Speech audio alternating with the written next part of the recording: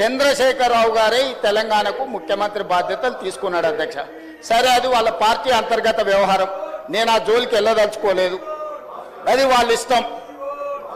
2018 ఎన్నికల తర్వాత వాళ్ళు దళితులను వంచి మంత్రివర్గంలో ఒక్కరికే ఆనాడు మంత్రి ఇచ్చిన ఉప ముఖ్యమంత్రిని మళ్ళీ బర్తరఫ్ చేసి ఆ తర్వాత ఇంకొకరికి ఇచ్చింది.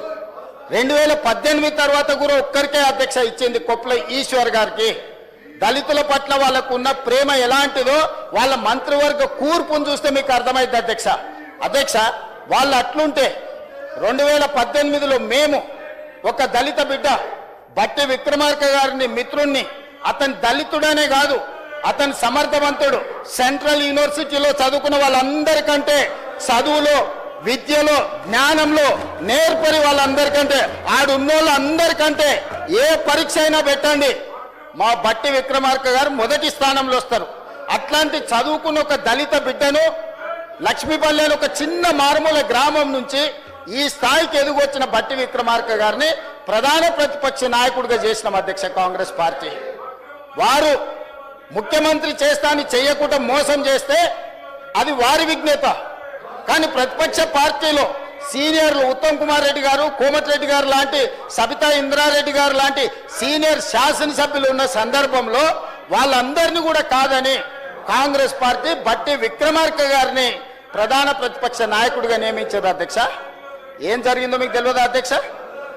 సంవత్సరం తిరగకుందే ప్రతిపక్ష నాయకుడిగా బట్టి గారు అక్కడ నిలబడి ఈ ప్రభుత్వాన్ని నిలదీస్తుండని, ఈ ప్రభుత్వ విధానాలను ప్రశ్నిస్తుండని, ఒక క్వాలిటీ డిబేట్ డిస్కషన్ ఇనిషియేట్ చేస్తున్నాడని కచ్చగట్టి ఎమ్మెల్యేలను పార్టీ ఫిరాయించే విధంగా ప్రోత్సహించి ప్రధాన ప్రతిపక్ష హోదా కూడా గుంజుకున్నాడు అధ్యక్ష. 19 మంది ఎమ్మెల్యేలను 5 మంది ఎమ్మెల్యేలకు కుంచకపోయే విధంగా ఒక దళితుడు ప్రతిపక్ష నాయకుడు ఉంటే చూసి ఓర్వలేని దళితుల పట్ల తన వివక్ష, తన కక్షను బట్టి గారిని తొలగించడం ద్వారా ఆయన పైశాచిక ఆనందాన్ని పొందిండు తప్ప ఏ రోజు కూడా దళితుల కోసం వాళ్ళు కనీసమైన ప్రేమ కాదు కదా, అభిమానం కాదు కదా, కనీసం మానవత్వం కూడా వాళ్ళు ప్రదర్శించలేదు అధ్యక్ష. అయినా మానసిక ధైర్యం కోల్పోకుండా ఎన్ని అవమానాలు ఎదురైనా, సభలో మైకి ఇవ్వకపోయినా, సభలోకి రానియకపోయినా మనోనిబ్బరం కోల్పోకుండా ప్రజాక్షేత్రంలో పాదయాత్ర చేసి ఆదిలాబాద్ పిప్పిరి నుంచి మొదలుపెట్టి ఖమ్మం వరకు రోజుల కొద్ది పాదయాత్ర చేసి అదే దళితులు, గిరిజనులు, ఆదివాసీలు, బలైన వర్గాలు, మహిళలు, మైనార్టీలను, విద్యార్థుల, నిరుద్యోగ యువకులను, అమరవీరుల కుటుంబాలను కలుసుకుంటూ సమస్యలు తెలుసుకుంటూ ప్రజా జీవితంలో రాణించింది కాబట్టే ఈరోజు ప్రజాపాలన ప్రభుత్వం ఏర్పడ్డది అధ్యక్ష. వారు ఉప ముఖ్యమంత్రి అయిన ఈ రాష్ట్ర ప్రజలకు ఏ బాగోగుల కోసం మనం బడ్జెట్ పెట్టుకుంటామో ఆ బడ్జెట్ పెట్టే ఆర్థిక మంత్రి హోదా వారికి ఇచ్చిండ్రు. గతంలో ఎవరి దగ్గర ఉండే అధ్యక్ష? హరీష్ రావు గారి దగ్గర ఉండే. ముఖ్యమంత్రి ఎవరి దగ్గర ఉండే అధ్యక్ష? కేసీఆర్ గారి దగ్గర ఉండే. మున్సిపల్ శాఖ ఎవరి దగ్గర ఉండే అధ్యక్ష? కేటీఆర్ దగ్గర ఉండే. ఇవాళ ఉప ముఖ్యమంత్రి పదవితో పాటు ఆనాడు దొరలు నివసించిన గడిలో ఈ రోజు పేదలకు ఈ రోజు బట్టి విక్రమార్క గారు నివసించి ప్రతిరోజు నిత్యం పేదలు దర్శించుకోవడానికి, లోపలికి రావడానికి, కలవడానికి అవకాశం కల్పించి గేట్లు బార్లా తెరిస్తే ఆనాటి ఆర్థిక మంత్రి ఈనాటి ఆర్థిక మంత్రిని అవమానించే విధంగా బడ్జెట్ ప్రవేశపెడితే నీకు చేత కాదు, నీకు అవగాహన లేదు, నువ్వు నడపలేవు. ఏం భాష అధ్యక్ష ఇది? ఏం వ్యవహారం ఇది? పద్ధత అంటే వాళ్ళు దొరలు మాత్రమే పాలన చేయగలరు, దొరలు మాత్రమే బడ్జెట్ పెట్టగలరు, దొరలు మాత్రమే దోపిడీ చేయగలుగుతున్నాం మేము అన్నట్టుగా విర్రవీగడం ఏంది అధ్యక్ష? బట్టి విక్రమార్క గారు ప్రవేశపెట్టిన బడ్జెట్లో లోపం ఉంటే బడ్జెట్లో లోపాలు చెప్పండి. వ్యక్తిగతంగా బట్టి గారిని టార్గెట్ చేసి మాట్లాడే అవసరం ఉందా అధ్యక్ష? అంటే ఈరోజు ముఖ్యమంత్రి ఇవ్వలే, ప్రతిపక్ష నాయకుడు హోదా ఉండనివ్వలే, ఇవాళ ఉప ముఖ్యమంత్రిగా బడ్జెట్ ప్రవేశపెడితే ఆ బడ్జెట్ను అవమానించే విధంగా, ఆ మనిషిని అనుమానించే విధంగా ఈ రోజు వీళ్ళ వ్యవహార శైలి ఉన్నది అధ్యక్ష. ఇది తెలంగాణ సమాజానికి మంచిదా అని నేను అడుగుతున్నా అధ్యక్ష. అదే కాదు అధ్యక్ష, ఈరోజు నేను తమరి ద్వారా చెప్పదలుచుకున్నా, బట్టి విక్రమార్క గారు, దామోదర రాజనరసింహ గారు, వివేక్ వెంకటస్వామి గారు, అడ్లూరి లక్ష్మణ్ గారు, ధనసరి సీత అనసూయ సీతక్క గారు, రామచంద్ర నాయక్ గారు, వేముల వీరేశం గారు, అద్దంకి దయాకర్ గారు, ఇట్లా నేను చెప్పుకుంటూ వెళ్తే ఎంతమంది దళితులకి ఈరోజు ప్రభుత్వంలో అవకాశం వచ్చింది అధ్యక్ష? అంతెందుకు అధ్యక్ష, దళితులను చిన్న చూపు చూసే చంద్రశేఖరరావు గారికి కనువిప్పు కలగాలి, ఆ దళితుడు ముందు చేతులు కట్టుకొని నిలబడాలని తమరిని స్పీకర్గా కుర్చీలో కూర్చోబెట్టినాం అధ్యక్ష.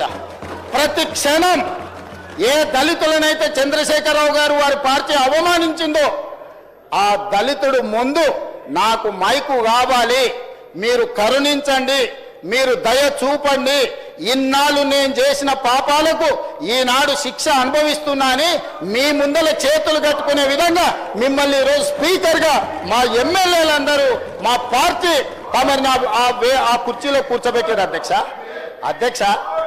అందుకే ఈరోజు ప్రధాన ప్రతిపక్ష నాయకుడు సభకు వస్తలేడు. ఎందుకంటే ఒక దళితుడు ముందు నిలబడి నేను మైక్ అడగాలనా, ఒక దళితుడు పైన కూర్చుంటే నేను కింద కూర్చోవాలనా, దొరబిడ్డనై ఉండి దళితుడు ముందు కింద కూర్చోవడం ఏంది అని ఈరోజు సభకు రావడం లేదు. అది వారి విజ్ఞత, అది వారి ఆలోచన. పోని ఆయనకు అహంకారం ఉంది, వయసు మీద పడ్డది, లేకపోతే మనకంటే వయసులో పెద్దోడు అని ఆయనను కొన్ని విషయాలలో మనము చూసి చూడనట్టు ఉన్నా వీళ్ళకేం పోయే కాలం అధ్యక్ష? ఏం పోయే కాలం? ఇవాళ నేను ఒకటే చెప్పదలుచుకున్నా, బట్టి విక్రమార్క గారు, అడ్లూరు లక్ష్మణ్ గారు, లేకపోతే వివేక్ గారు, లేకపోతే మా అన్న దామన్న గారు, రామచంద్ర నాయక్ గారు, లేకపోతే వేముల వీరేశం గారు, అద్దంకి దయాకర్కు మేమిస్తే వాళ్ళు ఎవరికి ఇచ్చారు అధ్యక్ష? చంద్రశేఖరరావు గారు, హరీష్ రావు గారు, రామారావు గారు, దయాకర్ రావు గారు, వినోద్ రావు గారు, కవితారావు గారు, సంతోష్ రావు గారు, ఇవన్నీ పుణ్యానికి నామినేటెడ్ పోస్టులు అధ్యక్ష. ఎన్నికల్లో నిలబడి గెలిచొచ్చాడు గురించి నేను మాట్లాడదలుచుకోలే. కానీ ప్రభుత్వ పెద్దగా అధినేతగా, పార్టీ అధినేతగా పెద్దగా నిర్ణయాలు చేసేటప్పుడు ఓ దామోదరరావుకు రాజ్యసభ ఇస్తాడు, ఓ సంతోష్ రావుకు రాజ్యసభ ఇస్తాడు, ఓ వినోద్ రావుకు ఓడిపోతే ప్లానింగ్ కమిషన్ వైస్ చైర్మన్ ఇస్తాడు. వీళ్ళు నలుగురు మంత్రులు ఇదే సభలో చంద్రశేఖరరావు, హరీష్ రావు, తారక రామారావు, దయాకర్ రావు మంత్రులుగా ఉంటే అటువైపున అట్లుంటే ఇటువైపున బట్టి విక్రమార్క దళిత్, దామోదర్ రాజనరసింహ దళిత్, వివేక్ వెంకటస్వామి దళిత్, అడ్లూరి లక్ష్మణ్ దళిత్, వేముల వీరేశం దళిత్, ధనసరి అనసూయ సీతక్క ఆదివాసి, అదేవిధంగా రామచంద్ర నాయక్ లంబాడ, అద్దంకి దయాకర్ దళిత్. మా టీం చూడండి, వాళ్ళ టీం చూడండి అధ్యక్ష. ఇది నీతి జాతి. వాళ్ళొచ్చి ఒక qualified educated minister, sober personality, Venkataswamy గారు లేకుంటే తెలంగాణలో ఇవన్నీ అభివృద్ధి జరిగినాయా? ఒక రాజకీయ వారసత్వము, ప్రజలకు సేవ చేసిన కుటుంబం నుంచి వచ్చిన మంత్రిని, ఆ మంత్రిని గెలవనిస్తలేరు అధ్యక్ష, మాట్లాడనిస్తలేరు. అంటే స్పీకర్గా తమరు సభను నడపలేరని వాళ్ళ పోడియంలో కూర్చున్న దాని వెనకాల రాజకీయం లేదు అధ్యక్ష, రాజకీయ కుట్ర ఉన్నది.